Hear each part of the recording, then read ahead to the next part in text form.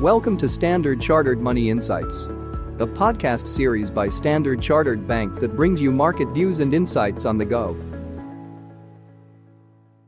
Welcome to Outlook 2026. In this episode, we will explore the evolving landscape of China and India equities, two powerhouse markets in Asia that offer distinct investment opportunities.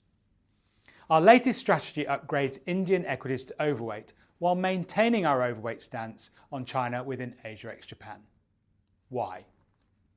India stands out for its premium growth while China offers discounted valuations, and together they provide complementary exposures for a diversified Asian portfolio.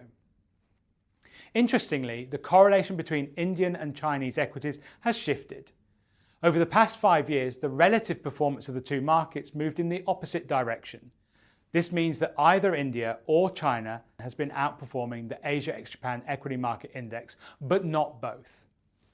After a prolonged period of Indian equity dominance, 2025 was China's turn to shine. This either-or phenomenon is actually relatively new. Since 2000, there have been several periods when both outperform within Asia. So why do we expect both to outperform in 2026? As we like to say, India is a strong structural story with high valuations, and China is a weaker structural story with inexpensive valuations. In early 2025, Indian equities were trading at high price-earnings multiples, and earnings growth proceeded to disappoint elevated expectations. However, India remains one of the fastest-growing emerging market economies, with GDP expected to expand around 7% over the next 12 months. Meanwhile, inflation has moderated significantly in 2025 and is expected to remain benign in 2026. This year's starting point means expectations will be easier to meet or exceed going forward. Valuations in terms of price to earnings and price to book ratios have moderated, and earnings growth is expected to accelerate in 2026.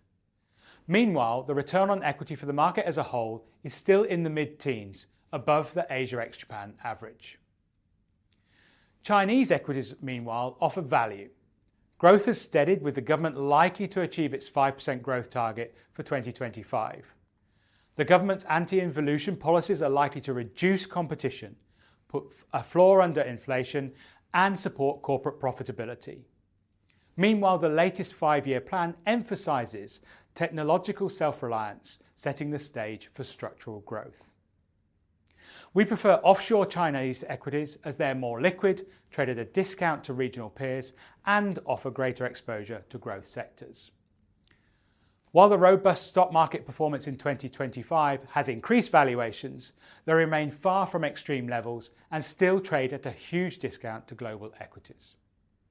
Of course, risks remain. Geopolitical tensions and tariffs are the most obvious risks to both markets.